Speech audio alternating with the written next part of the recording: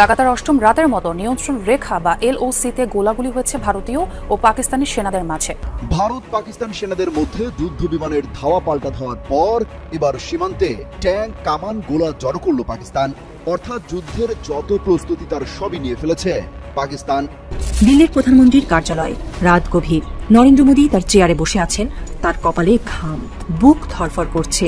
তার সামনে একটি ফাইল যাতে লেখা আছে পাকিস্তানের বিরুদ্ধে যুদ্ধের পরিকল্পনা। কিন্তু তার মন অন্য কোথাও।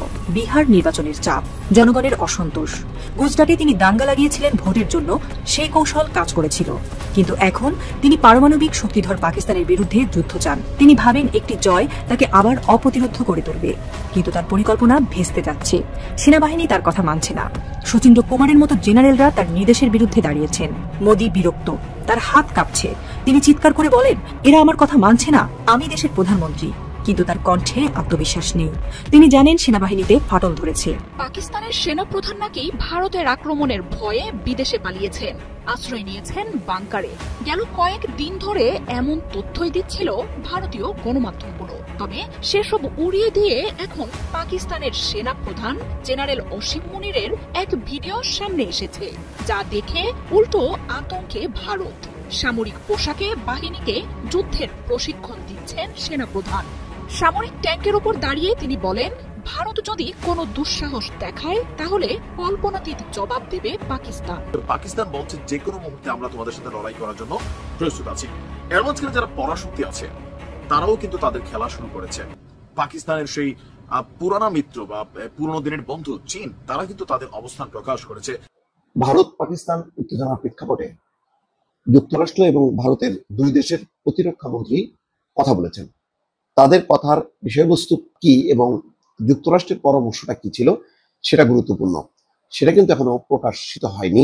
যুক্তরাষ্ট্র এখনো আনুষ্ঠানিকভাবে জানায়নি তারা ঠিক ভারতকে কি পরামর্শ দিয়েছে। কিন্তু ভারত একগাদা অভিযোগ সামনে এনেছে। এমন কথা বলেছে যে পাকিস্তান হচ্ছে একটা দুর্বৃত্ত রাষ্ট্র এবং তারা এই অঞ্চলের যে স্থিতিশীলতা, নিরাপত্তা, এটা বিঘ্নিত করছে। বড় ধাক্কা খেল ভারত। দেশটির ঘনিষ্ঠ মিত্র যুক্তরাষ্ট্র এবার দাঁড়িয়েছে পাকিস্তানের পাশে। আসসালামু আলাইকুম প্রিয় দর্শক বন্ধুরা, নতুন একটা ভিডিওতে জানাচ্ছি আপনাদের স্বাগতম। এইমাত্র পাওয়া তাজা এবং গরম খবর। আজকে এই ভিডিওটি কেমন হতে চলেছে, কতটা গুরুত্বপূর্ণ, কতটা চাঞ্চল্যকর, ভিডিওর অংশ বিশেষ এবং শিরোনাম দেখে কিন্তু আপনারা ইতিমধ্যে বুঝেই গেছেন কেমন হবে আজকের এই ভিডিওটি। আশা রাখবো সম্পূর্ণ ভিডিওটি দেখে যাবেন, একটু স্কিপ করবেন না। সম্পূর্ণ ভিডিওটি দেখলে অনেক কিছু জানতে পারবেন এবং বুঝতে পারবেন। আমি আর বেশি কথা বলবো না, সরাসরি আপনাদের বিস্তারিত ভিডিওতে নিয়ে যাব। তার আগে একটা রিকোয়েস্ট করবো আপনাদের কাছে, যারা এরকম ভিডিও দেখতে পছন্দ করেন চ্যানেলটি সাবস্ক্রাইব করে পাশে থাকা বেল আইকনটি বাজিয়ে রাখবেন। ইতিমধ্যে যারা সাবস্ক্রাইব করে দিয়েছেন তাদের জানাচ্ছি অসংখ্য ধন্যবাদ। চলুন এই ভিডিওতে লাইক করে দিয়ে আমরা বিস্তারিত ভিডিওগুলা মোবাইলের স্ক্রিন থেকে ধারাবাহিকভাবে একের পর এক দেখে আসি। পাকিস্তান সেনাদের মধ্যে যুদ্ধ বিমানের ধাওয়া পাল্টা ধাওয়ার পর এবার সীমান্তে ট্যাঙ্ক, কামান, গোলা জড়ো করল পাকিস্তান। অর্থাৎ যুদ্ধের যত প্রস্তুতি তার সবই নিয়ে ফেলেছে পাকিস্তান। ভারতের টানা হুমকি ধামকিকে থোড়াই কেয়ার করে ভারতের সঙ্গে সীমান্তবর্তী লাইন অফ কন্ট্রোলের কাছে পূর্ণমাত্রার সামরিক মহড়া চালিয়েছে পাকিস্তানের সেনারা।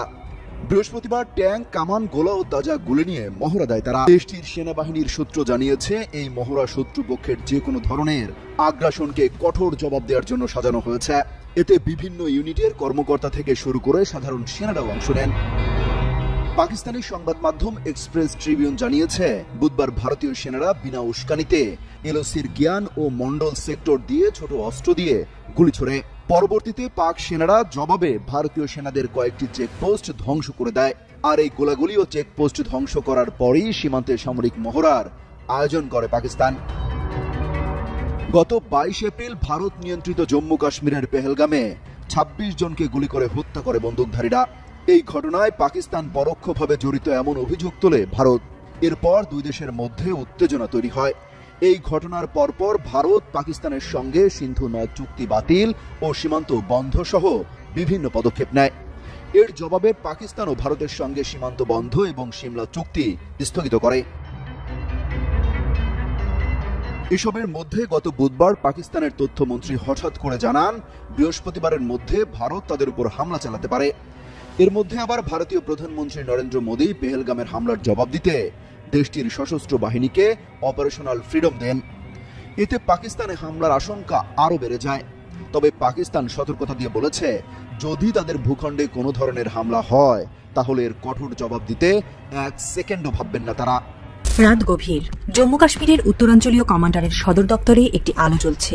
বাইরে তুষারপাতের মৃদু শব্দ আর ভেতরে এক অস্থির নীরবতা। Lieutenant general MV Sachindra Kumar তার ডেস্কে বসে আছেন। তার হাতে একটি ফাইল, যার প্রতিটি পাতায় লেখা আছে যুদ্ধের সম্ভাবনা আর তার পরিণতি। তার চোখে ঘুম নেই, শুধু আছে এক অজানা আশঙ্কা। হঠাৎ দরজায় একটি খটখট শব্দ। কেউ এসেছে, কিন্তু এত রাতে কে? শচীন্দ্র কুমারের হৃৎপিণ্ড যেন এক মুহূর্তের জন্য থেমে গেল। এই রাতে শুরু হলো এক গল্প, যে গল্পে সেনাবাহিনীর গর্ব, বিদ্রোহের ছায়া আর রাজনৈতিক ষড়যন্ত্র একসঙ্গে জড়িয়ে গেল। 22 এপ্রিল 2025 পহেলগামের বেসারন উপত্যকায় সন্ত্রাসী হামলায় 26 জনের প্রাণ ঝরে গেছে। সেই রাত থেকে ভারত পাকিস্তান সীমান্তে উত্তেজনা চরমে। দিল্লির রাজনৈতিক মহল থেকে প্রধানমন্ত্রী নরেন্দ্র মোদী কঠোর প্রতিক্রিয়ার নির্দেশ দিয়েছেন, কিন্তু এই নির্দেশের পেছনে লুকিয়ে আছে একটি পরিকল্পনা, যা শচীন্দ্র কুমারের মতো সেনা কর্মকর্তাদের মনে ভয়ের ছায়া ফেলেছে। পাকিস্তানের বিরুদ্ধে একটি ফলস ফ্ল্যাগ অপারেশনের কথা বলা হচ্ছে, এমন একটি অভিযান যা যুদ্ধের আগুন জ্বালাতে পারে। কিন্তু শচীন্দ্র কুমার, যিনি উত্তরাঞ্চলীয় কমান্ডের প্রধান, এই পরিকল্পনার বিরোধিতা করেছেন। তার মতে এই অভিযান শুধু পাকিস্তানের সঙ্গেই নয়, চীনের সঙ্গেও একটি 2 ফ্রন্টের যুদ্ধে ঠেলে দেবে ভারতকে। শচীন্দ্র কুমার একা নন। সেনাবাহিনীর অভ্যন্তরে অনেক জ্যেষ্ঠ কর্মকর্তা তার সঙ্গে একমত। তারা জানেন ভারতীয় সেনাবাহিনী এখনও এমন একটি যুদ্ধের জন্য প্রস্তুত নয়, কিন্তু দিল্লি রাজনৈতিক চাপ তাদের উপর ভর করছে। বিহার নির্বাচনের আগে মোদী সরকার একটি জয় চায়। এই চাপের মুখে সেনাবাহিনীতে ফাটল দেখা দিয়েছে। পাকিস্তানের গণমাধ্যম দুনিয়া নিউজ দাবি করেছে, শচীন্দ্র কুমারকে তার পদ থেকে সরিয়ে গৃহবন্দী করা হয়েছে। কেউ কেউ বলছেন তাকে গ্রেফতার করা হয়েছে। খবরে বলা হচ্ছে তিনি মোদীর নির্দেশ অমান্য করেছেন। তার স্থানে নিয়োগ দেওয়া হয়েছে লেফটেন্যান্ট জেনারেল প্রত্যক শর্মাকে। ভারতীয় গণমাধ্যম এই খবরকে অবসরের নামে ঢাকতে চাইছেন। ইন্ডিয়া টুডে বলছে শচীন্দ্র কুমারের অবসরের সময় হয়ে এসেছিল, কিন্তু সত্যি কি তাই? সূত্র বলছে তার অবসরের এখনো কয়েক মাস বাকি ছিল। তাহলে কেন এত তাড়াহুড়ো? কেন একজন অভিজ্ঞ জেনারেলকে এভাবে সরিয়ে দেওয়া হলো? সেনাবাহিনীর অভ্যন্তরে ফাটলের গুজব ছড়িয়ে পড়েছে। অনেক জেনারেল মনে করেন মোদীর নীতি দেশকে ধ্বংসের দিকে ঠেলে দিয়েছে। সেনাবাহিনীর অভ্যন্তরে যেন এক অদৃশ্য ঝড় বয়ে যাচ্ছে। কেউ কেউ বলছেন শচীন্দ্র কুমারের মতো আরো অনেক জেনারেল মোদীর নীতির বিরোধিতা করছেন। তারা মনে করেন এই যুদ্ধ শুধু ধ্বংস ডেকে আনবে। জম্মু ও কাশ্মীর ও লাদাখের মতো স্পর্শকাতর এলাকাগুলোতে যুদ্ধ শুরু হলে তা নিয়ন্ত্রণের বাইরে চলে যেতে পারে। কিন্তু তাদের কণ্ঠ কি দিল্লি শুনছে, নাকি রাজনৈতিক স্বার্থের কাছে তাদের আত্মসমর্পণ করতে হবে? পাকিস্তানের মিডিয়ায় একটি গল্প শোনা যাচ্ছে। এক রাতে উত্তরাঞ্চলীয় কমান্ডের একটি গোপন বৈঠকে কয়েকজন জ্যেষ্ঠ কর্মকর্তা জড়ো হয়েছিলেন। শচীন্দ্র কুমার তাদের সামনে একটি প্রশ্ন তুলেছিলেন, আমরা কি আমাদের দেশকে একটি অন্ধকারে ঠেলে দেব শুধু রাজনৈতিক জয়ের জন্য? সেই বৈঠকের পর থেকে তিনি আর স্বাভাবিক ছিলেন না। তার চোখে এক অজানা ভয়। আর তারপরই এলো সেই রাত যখন তাকে তার পদ থেকে সরিয়ে দেওয়া হলো। এদিকে বিশ্বমঞ্চেও ঘটনা মোড় নিচ্ছে। আমেরিকা মধ্যস্থতার চেষ্টা করছে, কিন্তু তাদের অবস্থান চীন, রাশিয়া ও তুরস্কের সঙ্গে মিলে যাচ্ছে, যারা সবাই পাকিস্তানের পক্ষে। চীনের পররাষ্ট্রমন্ত্রী ওয়াং ই বলেছেন তারা পাকিস্তানের জনগণের পাশে আছেন। তুরস্কের প্রতিরক্ষা সম্পর্ক পাকিস্তানের সঙ্গে আরো গভীর হয়েছে। ভারতের প্রত্যাশা ছিল আমেরিকার সমর্থন, কিন্তু তারা নিরপেক্ষ থাকছে। ইসরায়েলও নিজেদের সংকটে ব্যস্ত। ফলে ভারত যেন একা দাঁড়িয়ে। পাকিস্তানের তথ্যমন্ত্রী রাত 1:30টার সংবাদ সম্মেলনে বলেছেন, আমাদের কাছে খবর আছে ভারত 24 থেকে 36 ঘন্টার মধ্যে হামলা চালাতে পারে। আমরা তার চেয়ে শক্তিশালী জবাব দেব। এই হুমকি যেন সীমান্তে আগুনের তীব্রতা বাড়িয়ে দিল। দিল্লির প্রধানমন্ত্রীর কার্যালয়। রাত গভীর। নরেন্দ্র মোদী তার চেয়ারে বসে আছেন। তার কপালে ঘাম, বুক ধরফর করছে। তার সামনে একটি ফাইল, যাতে লেখা আছে পাকিস্তানের বিরুদ্ধে যুদ্ধের পরিকল্পনা। কিন্তু তার মন অন্য কোথাও। বিহার নির্বাচনের চাপ, জনগণের অসন্তোষ। গুজরাটে তিনি দাঙ্গা লাগিয়েছিলেন ভোটের জন্য, সেই কৌশল কাজ করেছিল। কিন্তু এখন তিনি পারমাণবিক শক্তিধর পাকিস্তানের বিরুদ্ধে যুদ্ধ চান। তিনি ভাবেন একটি জয় তাকে আবার অপ্রতিরোধ্য করে তুলবে। কিন্তু তার পরিকল্পনা ভেস্তে যাচ্ছে। সেনাবাহিনী তার কথা মানছে না। শচীন্দ্র কুমারের মতো জেনারেলরা তার নির্দেশের বিরুদ্ধে দাঁড়িয়েছেন। মোদী বিরক্ত, তার হাত কাঁপছে। তিনি চিৎকার করে বলেন, এরা আমার কথা মানছে না, আমি দেশের প্রধানমন্ত্রী। কিন্তু তার কণ্ঠে আত্মবিশ্বাস নেই। তিনি জানেন সেনাবাহিনীতে ফাটল ধরেছে। তার নিজের দলের মধ্যেও অসন্তোষ। জাতীয় নিরাপত্তা উপদেষ্টা, প্রতিরক্ষা মন্ত্রী রাজনাথ সিং, সেনাপ্রধান উপেন্দ্র দ্বিবেদী সবাই বৈঠক করছেন, কিন্তু কোনো সিদ্ধান্ত নেই। মোদীর ঘাম ঝরছে। তিনি জানেন এই খেলায় তিনি একা হয়ে যাচ্ছেন। পাকিস্তানের সেনাপ্রধান নাকি ভারতের আক্রমণের ভয়ে বিদেশে পালিয়েছেন। আশ্রয় নিয়েছেন বাংকারে। গেল কয়েক দিন ধরে এমন তথ্যই দিচ্ছিল ভারতীয় গণমাধ্যমগুলো। তবে সেসব উড়িয়ে দিয়ে এখন পাকিস্তানের সেনা প্রধান জেনারেল অসীম মুনিরের এক ভিডিও সামনে এসেছে, যা দেখে উল্টো আতঙ্কে ভারত। সামরিক পোশাকে বাহিনীকে যুদ্ধের প্রশিক্ষণ দিচ্ছেন সেনাপ্রধান। সামরিক ট্যাঙ্কের উপর দাঁড়িয়ে তিনি বলেন, ভারত যদি কোনো দুঃসাহস দেখায় তাহলে কল্পনাতীত জবাব দেবে পাকিস্তান। সামরিক ঘাঁটিতে উঠছে যুদ্ধ বিমান, ঘটছে শক্তিশালী বিস্ফোরণ। সামরিক যানে দ্রুত গতিতে সম্মুখ সারিতে অবস্থান নিচ্ছে যোদ্ধারা। কামান আর ট্যাঙ্ক থেকে শত্রুপক্ষকে লক্ষ্য করে ছোড়া হচ্ছে গোলা। ভারতের সাথে যুদ্ধের জন্য পাকিস্তানি বাহিনী যে পূর্ণাঙ্গ প্রস্তুতি শেষ করেছে তারই এমন এক ভয় ধরানো ভিডিও প্রকাশ করেছে শাহবাজ শরীফের দেশ। সর্বাত্মক যুদ্ধের সামরিক সেই মহড়া আর সেনাদের যুদ্ধ প্রস্তুতি স্বয়ং পর্যবেক্ষণ করছেন পাক সেনা প্রধান জেনারেল অসীম মুনির। যোদ্ধাদের দিচ্ছেন প্রয়োজনীয় দিক নির্দেশনা ও পরামর্শ। টিল্লা ফিল্ড ফায়ারিং রেঞ্জে জেনারেল অসীম মুনিরের উপস্থিতি আর প্রস্তুতির এমন দৃশ্য হইচই ফেলে দিয়েছে ভারতীয় গণমাধ্যমগুলোতে।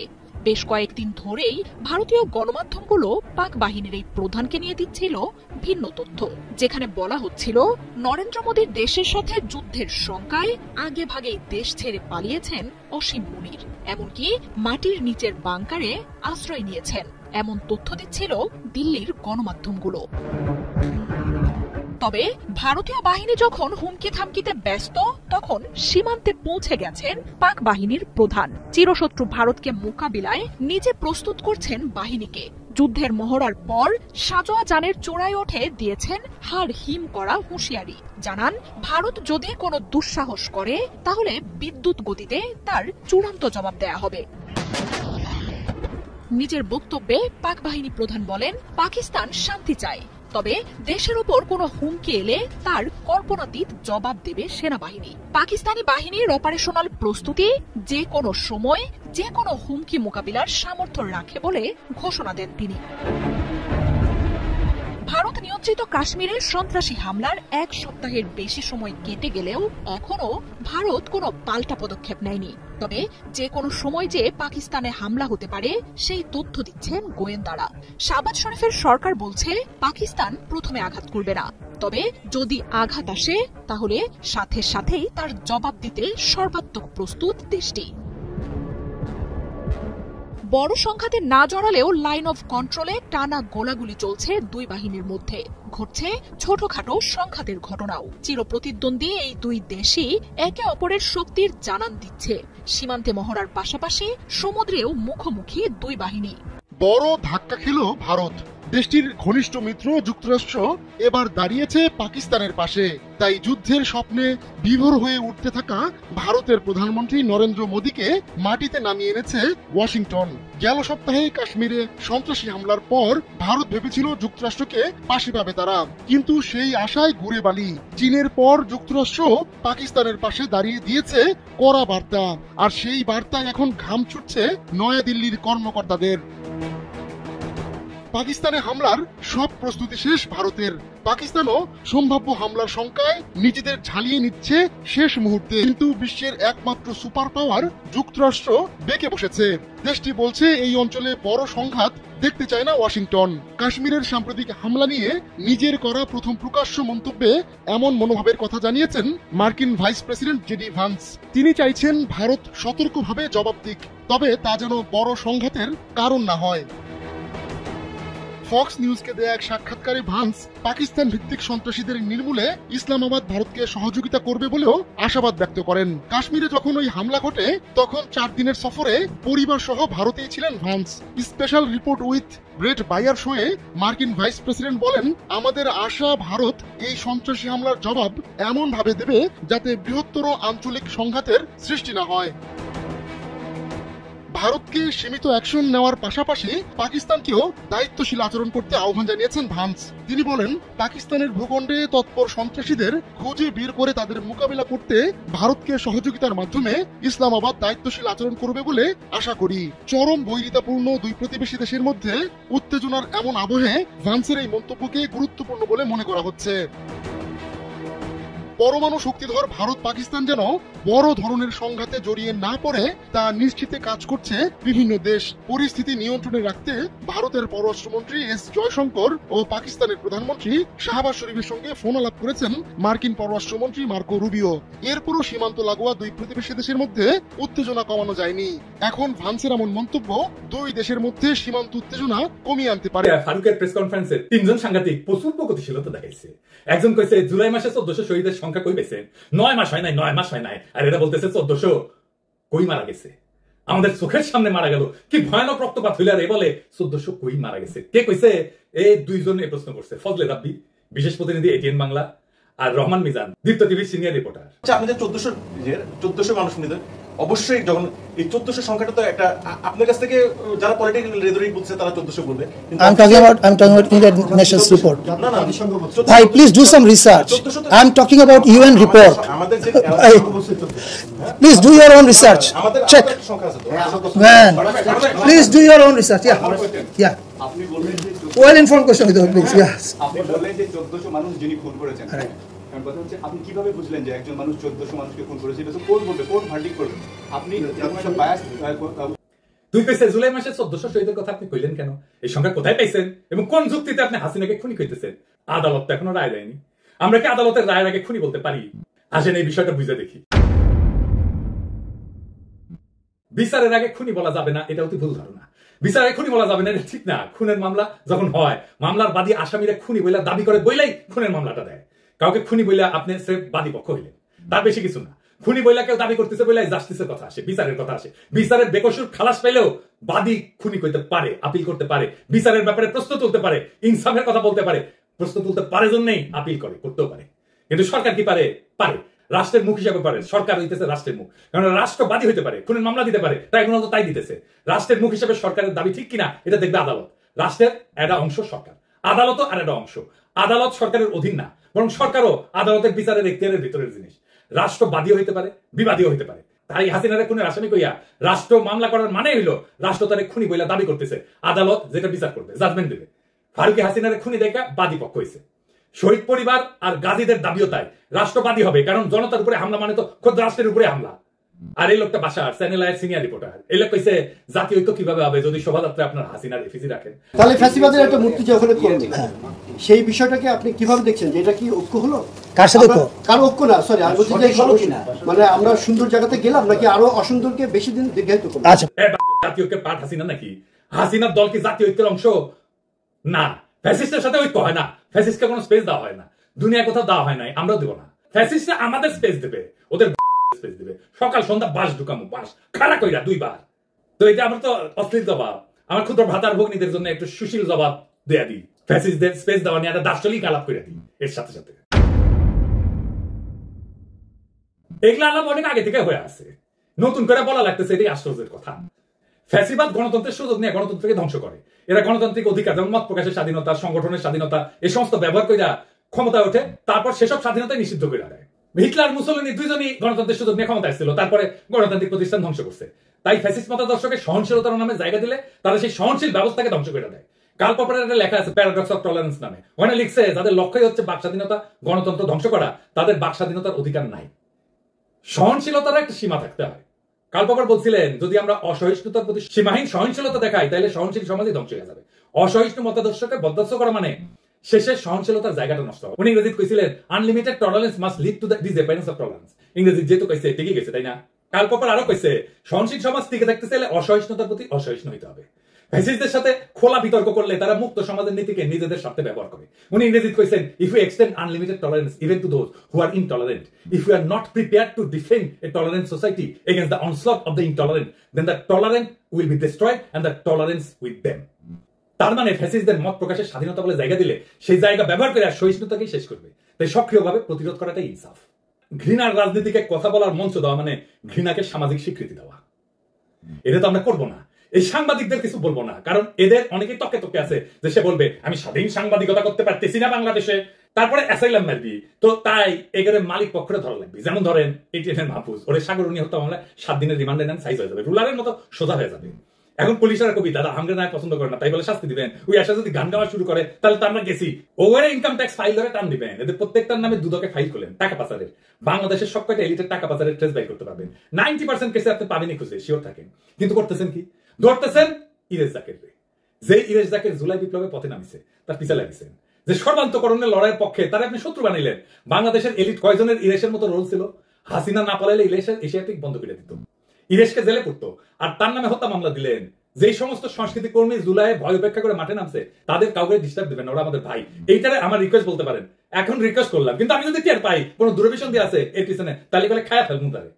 আপনি এশিয়াটিকের বিরুদ্ধে তদন্ত করেন, এমনকি দেশের বিরুদ্ধে তদন্ত করেন, কোনো অসুবিধা নাই, অপরাধ পাইলে বিচার করেন, কেউ বাধা দিবে না। কিন্তু ধরতক্তা মার পেরেক করে প্রতিষ্ঠান ধ্বংস করবেন এটা মানা হবে না, ভুয়া মামলা দেবেন মানা হবে না। আসাদুজ্জামান নূর এশিয়াটিকের কেউ না, এই কালচারাল এরিয়াতে যারা আছে তারা সবাই আসাদুজ্জামান নূর না, তার কোনো শেয়ারও নাই এখন এশিয়াটিকে। কিন্তু এই কালচারাল দুনিয়ায় ফ্যাসিবাদের সাথে অনেকে সংশ্লিষ্ট ছিল বলে অনেকের অভিযোগ আছে। এই কালচারাল দুনিয়া ফ্যাসিবাদ ইস্যুকে কিভাবে ডিল করবে না সেটা একটু আলাপ করে নি। এই শিল্পীদের বিচার করার বেলায় দুইটা জিনিস চিন্তা করবেন। শুরুতে একটা ডিসিশন নিতে হবে যে সে অ্যাক্টিভলি ফ্যাসিজমে সর না হইলে, ফ্যাসিজমের পক্ষে খুনের পক্ষে নিজের ইমেজ ইউজ না করলে তাদের বেনিফিট অফ ডাউট দিতে হবে। তো এখন কইতে পারেন যে তাকে বেনিফিট অফ ডাউট কেন দিতে হবে? কারণটা হইতেছে তারা তো আসলে কোনো পলিটিক্যাল হিস্ট্রিক্যাল চিন্তা পয়দা করে না, তারা চিন্তার গ্রাহক। তাদেরকে হিরো পর্দায় দেখেন কিন্তু আসলে তো তারা হিরো না। সমাজের মিডিয়ায় যে ডমিনেন্ট চিন্তা, সেই চিন্তার তদারকির মধ্যে আর্ট কালচার করে তারা। এখন পুরো হাসিনার আমলে যেহেতু মিডিয়া ন্যারেটিভ পুরোটাই হাসিনা বাক্সের দখলে ছিল, তাই আর্টিস্টরা শিল্পীরা বাই ডিফল্ট এইসব চিন্তা খাইছে। মতি মাহফুজগঞ্জ যে চিন্তা ডেলিভারি দিছে সেটা তারা বাই ডিফল্ট স্ট্যান্ডার্ড চিন্তা ধরে নিছে। এটা আবার ভুল, কিন্তু আর্টিস্টরা তাদের পেশার কারণে এই লিমিটেশনের মধ্যে থাকে। আপনি এখানে বলিউডে দিয়ে দেখেন অমিতাভ বচ্চন, সে কি, সে তো কংগ্রেসের এমপি ছিল তাই না? সে রাজীব গান্ধীর বন্ধু জিগরি দোস্ত ছিল, সে বিজেপি হয়ে গেছে। এই যে অক্ষয়, অজয়, অনুপম খের এরা বিজেপির খপ্পরে পড়ছে, এমনকি অ্যাক্টিভলি কামও করতেছে। মিঠুন চক্রবর্তী ও তো নকশাল ছিল জানেন তো, পার কমিউনিস্ট ছিল, পেলে গেছিল বোম্বে। ও মিঠুন চক্রবর্তীকে দেখে আমরা কমিউনিস্ট হয়েছি, সেই থেকে ওইটা তৃণমূল হইল, এখন পার বিজেপি হয়েছে। ফলে এটা ডমিনেন্ট মিডিয়া ন্যারেটিভের মামলা, সেই ন্যারেটিভের গ্রাহক হওয়াটা ক্রাইম না। আমাদের মন খারাপ হবে এতে, কারণ আমরা তো তাদেরকে নায়ক দেখে অভ্যস্ত, নায়ক ভেবে অভ্যস্ত। তারা পর্দায় ঢিসুম ঢিসুম ঢিসুম ঢিসুম করে, এরে ওরে ফেলা, এরে ওরে মারে, প্রচুর বিপ্লবী কথাবার্তা বলে, কিন্তু তাদের নায়ক না রে ভাই। তাদেরকে নায়ক বানানো হয় তাদের পর্দার চিত্র, আসল মানুষ তো এটা না। আসল মানুষ তো আবু সাইদের মতো নায়ক, ওরাই মাথায় রেখে চিন্তায় দুর্বল, এটা মনে রাখতে হবে সবসময়। ওইদিকে ওদের তো কাম করে খাইতে হয়, এটা তাদের পেশা। এখন সমস্ত পয়সা যদি এই ফ্যাসিজমের কামে খরচা হয়, তাহলে আর কোনো কামের অপশন যদি না থাকে, তখন তাদের খাইয়া পয়রা ব্যস্ত হলে ফ্যাসিজমের আর্ট কালচার করে ভাড়া কাটতে হবে, তো উপায় থাকে না। তো বাস্তবমুখী হইতে হবে তোরে ভাই, আক্কেল দিয়ে চিন্তা করতে হবে, তো হৃদয় দিয়ে চিন্তা করতে হবে। তো এরকম শিল্পীদের মতো অ্যাডফার্মও একই সিচুয়েশনে থাকে, তাই আমাদের বিচার করতে হবে অ্যাক্টিভলি কি কি করছে তারা। কাজ কামের বেলায় তারা ভাড়াটে মাত্র, ডমিনেন্ট ন্যারেটিভ আমরা পাল্টাই, তখন ওরাও এই ডমিনেন্ট ন্যারেটিভের ভাড়াটে হবে। আপনি আলী জাকের, সারা জাকের, আসাদুজ্জামান নূর অপছন্দ করলে ইরেশ ডিফারেন্ট, তার কারণ ইরেশ অনেক বেশি বাংলাদেশি। কলকাতার সাথে যে আমাদের লিঙ্গুইস্টিক ফাইট, ইরেশ আমাদের পক্ষে, ও ঢাকাইয়া, ও ওর বাপ মা ইভেন আসাদুজ্জামান নূরের চাইতে অন্য লাইনে। ইরেশ জাকের শাওন না, আমাদের ইরেশ আর শাওনের মধ্যে তফাৎ করতে পারতে হবে। এইবার আসেন ফাইনাল আলাপে, যেটা ভয়ঙ্কর ভাবে আমাদের সবাইকে ফাঁসির দড়িতে ঝুলাইতে পারে, সেটা কি? আপনারা দেখতেছেন যে পুলিশ হত্যা ইস্যুটা, এটা হাসিনা বলতেছে, গোলাম মাওলা রানী বলতেছে, নবনীতা বলতেছে, পুরো আওয়ামী ফ্যামিলি বলতেছে। শুনেন হাসিনা কি বলে। তারা বলছে আওয়ামী লীগ আর কি ধ্বংস হয়ে যাবে, আওয়ামী লীগ ভেসে আসেনি, আওয়ামী লীগ কারো পরগাছা না, আওয়ামী লীগের শিকড় অনেক বেশি শক্তিশালী। এই মাটি মানুষের জন্য আওয়ামী লীগ সৃষ্টি, ছাত্রলীগ লাশ ফেলো, সরকার পড়ে যাবে, এই থিওরিতে। এই হত্যাকাণ্ড আমরা ঘটাইনি, খুনি ইনুসের বিচার করতে হবে। আমাদের হাজার হাজার মানুষ হত্যা করেছে, পুলিশ হত্যা করেছে, তার বিচার একদিন ইনশাল্লাহ হবে। এই পুলিশ হত্যার মামলার বিষয়টাকে পাতা দিতে হবে, এটাকে সিরিয়াসলি নিতে হবে, হালকাভাবে উড়াই দিতে চলবে না। কারণ এই প্রশ্নটা জুলাই বিপ্লবের আইনি ভিত্তি নিয়ে, এটা ফয়সালা করাটা খুব জরুরি। আর ফয়সালা করতে গেলে আওয়ামী লীগের লিগাল স্ট্যাটাসের মুখোমুখি আসবে সরাসরি। এই প্রশ্ন ফয়সালা করতে দিতে চায় না কারা? চেনে এদেরকে, এরা হইল 5 থেকে 8 আগস্টের 72 ঘন্টায় জন্মানো এই যে সেটেলমেন্ট, এলিট সেটেলমেন্ট হইল এরা। এদের নাম হইতেছে ডিপ স্টেট, ছদ্মবেশী ব্যুরোক্রেট, সাংস্কৃতিক গডফাদার, মিডিয়া ব্যবসায়ী, হাসিনার অলিগার, আর্মি। কিন্তু কেন তারা ভয় পায় ফয়সালাকে? এই ফয়সালা মানে হইল মুজিবের গড়া মিথ ধরা পড়ে যাবে, বাঙালি জাতীয়তাবাদের গল্প ফাঁস হয়ে যাবে, ভারতীয় মহাসাগরের তীরের খেলাঘরও ভেঙে যাবে। আরো আছে, পুলিশ খুনের মামলা ঝুলাই রাখতে চায় তারা, যেন ভবিষ্যতে বদলা নেওয়ার জন্য একটা স্থায়ী অস্ত্র বানায় রাখা যায়। জুলাই বিপ্লবের বিপরীতে 15 আগস্ট কায়দায় একটা জাতীয় ট্র্যাজেডি বানিয়ে ফেলা যায়, সবাইকে ম্যানিপুলেট করা যায়, জীবনভর ব্ল্যাকমেইল করা যায়। ভেবে দেখতে হবে এই ফয়সালা না হইলে বিপদকার, বিপদকার, বিপদ হবে জুলাই বিপ্লবীদের, আপনার আমার। বেনামি মামলা ইতিহাসে শিয়াল কুকুরের মতো ঘুরতে থাকবে, কখন কে কার শিকারে পরিণত হবে কে জানে, কতদিন আর রক্ষা করা সম্ভব। এখনই এই ফয়সালা চাই, একেবারে আইনের পথে। কিভাবে আসেন সেটা বুঝে দেখি। প্রথমে জুলাই বিপ্লবকে আইনসম্মতভাবে বৈধ এবং হালাল ঘোষণা করতে হবে। কিভাবে করবে? আইন মন্ত্রণালয় দেখবে, সরকার দেখবে। তার আগে হাসিনা সরকারকে দখলদার ফ্যাসিস্ট সরকার হিসেবে রাষ্ট্রীয়ভাবে চিহ্নিত করতে হবে। এর কারণ খুব পরিষ্কার। হাসিনা বাংলাদেশ রাষ্ট্র দখল করছিল, রাষ্ট্রের বাহিনীগুলোকে নিজের মাফিয়া বাহিনীতে রূপান্তর করছিল। আমরা সেই জন্যই ৭১ বলি দখলদার বাহিনী আমাদের হামলা করছিল, তাই না? পাকিস্তানি বাহিনীকে আন্তর্জাতিক স্বাধীনতা ঘোষণা করেছে ১৯৭১ 25 মার্চ। তাই 25 মার্চের পরে যারা আমাদের সাথে যুদ্ধ করছে তারা দখলদার। তাই এইভাবে হাসিনা পুলিশ জনগণের বিরুদ্ধে যুদ্ধ শুরু করছিল। জুলাইয়ে জনগণ নিজেদেরকে রক্ষা করছে, আত্মরক্ষার যুদ্ধ করছে, বেঁচে থাকার যুদ্ধ করছে। জনগণের প্রতিরোধে হাসিনার মাফিয়া বাহিনী পরাজিত হয়েছে। এতে পুলিশের যে সমস্ত সদস্য নিহত হয়েছে তাদের পুলিশ খুন বলে চালানোর কোনো আইনি ভিত্তি নাই। তারা ছিল দখলদার বাহিনীর অংশ। এখন প্রশ্ন হচ্ছে, আইনি পথে হাসিনাকে দখলদার এবং ফ্যাসিস্ট ঘোষণা করা যাবে কিভাবে? আসেন বুঝে দেখি। 2024 সালে জাতীয় নির্বাচনকে বেআইনি ঘোষণা করে বাতিল করতে হবে। 14 এবং 18 সালের নির্বাচন অবৈধ, কিন্তু এখন শুধু 24 বাতিলই যথেষ্ট। এবং পলিটিক্যাল থিওরির একাডেমিক ব্যাখ্যায় হাসিনাকে ফ্যাসিস্ট হিসেবে সংজ্ঞায়িত করতে হবে। এই কাজ কঠিন না, কারণ হাসিনার চরিত্রে ফ্যাসিবাদের সমস্ত বৈশিষ্ট্য জলজল করতেছে। একটাও বানাইতে হবে না, একটাও বাড়াইতে হবে না, জাতিসংঘের রিপোর্ট আছে। আজ যারা প্রশ্ন তোলে শহীদের রক্ত কোথায়, আজ যারা আজও বলে আদালতের রায় ছাড়া খুনি বলা যাবে না, তারা আজও ফ্যাসিস্টদের জন্য মঞ্চ খুঁজে। তাদের জবাব খুব সোজা, শহীদের রক্ত আমাদের পায়ের নিচে, খুনের গন্ধ বাতাসে, বিপ্লবের আগুন এখনো গল গল করে ফুটতেছে। বিচার আসবে পরে, কিন্তু বিপ্লবের ন্যায় ইনসাফ আগে, আইন পরে, জীবন আগে, শাসন পরে, মুক্তি আগে। আজ যারা সাংবাদিকতার মুখোশ পইরা ফ্যাসিবাদকে বাঁচানোর সব করতেছে, জাতীয় ঐক্যের নামে খুনিদের কাছে আমাদের জমি বিক্রি করতে চায়, তাদের বলি খতম করে দেবো একেবারে। বাকশালের দলবল গুড়াই দেব। এই ফ্যাসিস্টদের কোনো জায়গা নাই, কোনোদিন ছিল না, কোনোদিন থাকবে না। এই লড়াই শুধু রক্তের বদলার লড়াই না, এই লড়াই বাংলাদেশের আত্মার লড়াই। এই লড়াই শহীদের নাম ধরে তাদের শেষ রক্তবিন্দু পর্যন্ত লড়াই। আজ যারা পুলিশ হত্যার বুলি আওড়ায়, যারা এই বিপ্লবের রক্তপাতের মাঝে দখলদার বাহিনীর কান্না কাঁদে, তাদের বলি পুলিশ খুনের মামলা চাইলে আগে স্বীকার করো হাসিনা ছিল দখলদার, হাসিনার বাহিনী ছিল মাফিয়া, এরা ছিল জনগণের শত্রু। জনগণের আত্মরক্ষা কখনো খুন হয় না, জনগণের প্রতিরোধ কখনো অপরাধ হয় না। পুলিশ হত্যা না, এটা ছিল জনগণের আত্মরক্ষার যুদ্ধ। এটা ছিল মাফিয়া রাষ্ট্রের বিরুদ্ধে জনতার শেষ বিদ্রোহ। ফ্যাসিস্টকে স্পেস দেওয়া মানে নিজের কবর খোঁড়া। আমরা সেই কবর খুঁড়বো না, নিজের কবর নিজে খুঁড়বো না। আমরা লড়বো, আমরা জিতবো, এলাহি ভরসা, রক্তে আগুন। প্রিয় দেশবাসী, শুরু থেকে শেষ পর্যন্ত যারা এই ভিডিওটি দেখেছেন সকলকে জানাই অসংখ্য অসংখ্য ধন্যবাদ। যারা এরকম নিউজ ভিডিও পেতে পছন্দ করেন তারা অবশ্যই এই চ্যানেলটি সাবস্ক্রাইব করে পাশে থাকা বেল আইকনটি বাজিয়ে দিবেন। যারা এখন এই ভিডিওটি শেয়ার করেননি, এই ভিডিওটি দ্রুত শেয়ার করে সকলকে দেখার সুযোগ করে দিন। আজকের মতন এই পর্যন্ত, দেখা হচ্ছে পরবর্তী কোনো ভিডিও নিয়ে ইনশাল্লাহ।